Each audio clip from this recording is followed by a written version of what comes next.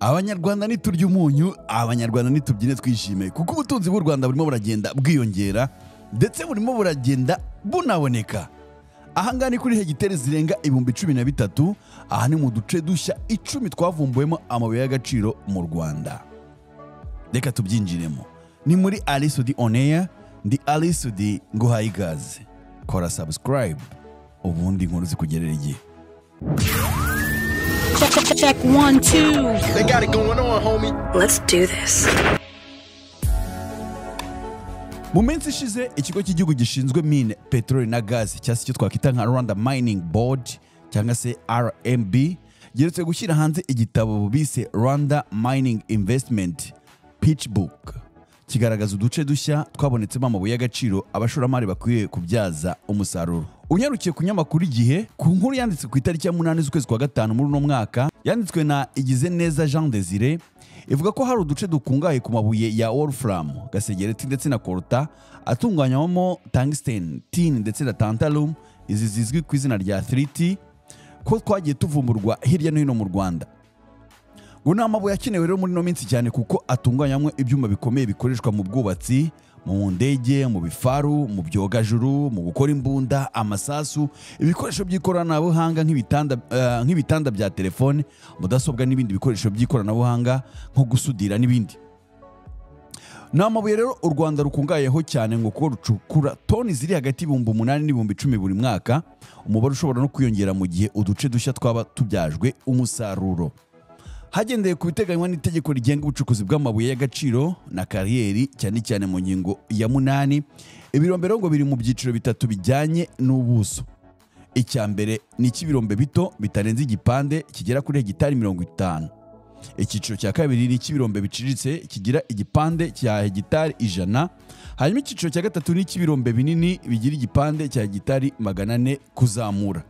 Uduce dushya rero twabonetsemo amabuye y'agaciro turi ku buso bwa hegitari 13,454 mu bice bitandukanye by'igihugu. Turimo Akabinyeri kari ku buso bwa hegitari 50, kabarizwa mu murenge wa Rukoma mu karere ka Kamonyi, ndetse kandi hanabonwe ko hari n'agace gakize kuri Gasegereti. Ni agace kazengurutswe n'ibindi birombe byatangiwe impushya birimo ibicukura Gasegereti, colta, amabuye ya lithium agezweho mu isoko muri iyi minsi ndetse na beryllium.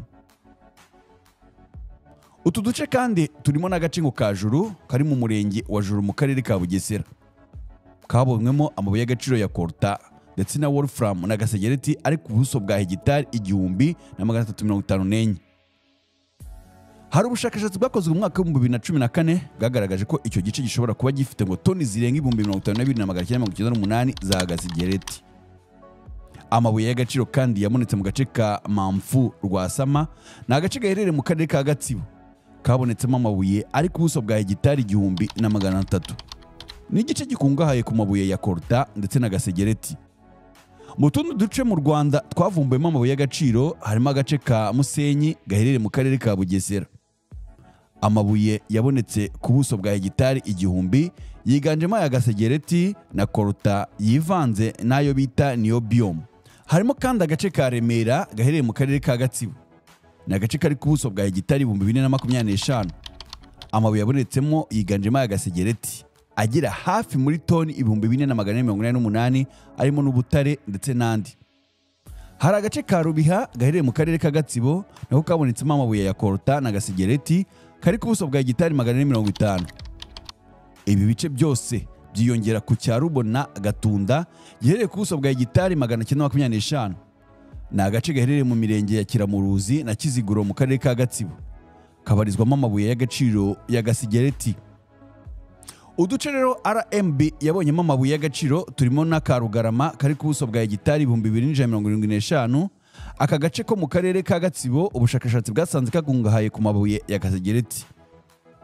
Amabuye y'agaciro kandi yabonetse no mu gace ka Rweru kari ku buso bwa hegitari 475 mu karere ka Bugesera, aho nako kakize ku mabuye ya Gasegereti ndetse na colta.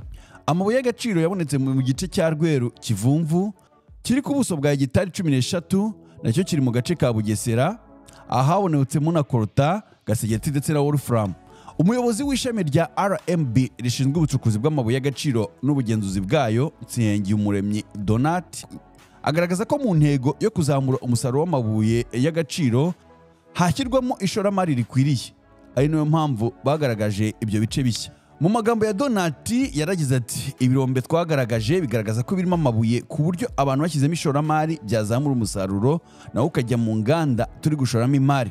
Avuga ko ibyo mu gihe u Rwanda rwashoye mu bijyanye n'inganda zitunganya amabuye y'agaciro zirimo nk'urwa Gasabo Gold Refinery rufite ubushobozi bwo gutunganya toni 96 ku mwaka, hakaba n'urwa Runa Smelter rutunganya gasegereti rufite ubushobozi bwo gushongesha toni 360 za gasegereti buri kwezi, hakaba n'urwa Power Resources International Limited rufite ubushobozi bwo gutunganya toni 120 za Colta mu kwezi.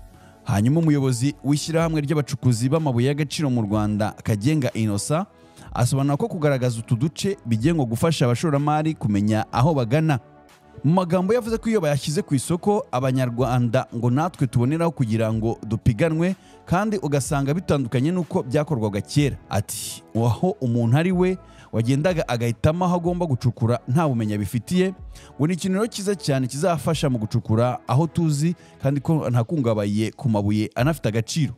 Kugeza ubu u Rwanda rumaze gutanga impushya 136 ku bigo by'ubucukuzi bw'amabuye y'agaciro 99, impushya 18 z'ibigo bikora ubushakashatsi ku mabuye y'agaciro zahawe ibigo 17, hanyuma impushya 76 ku bigo bicuruza ayo mabuye n'izindi 3 ku biyongerera agaciro.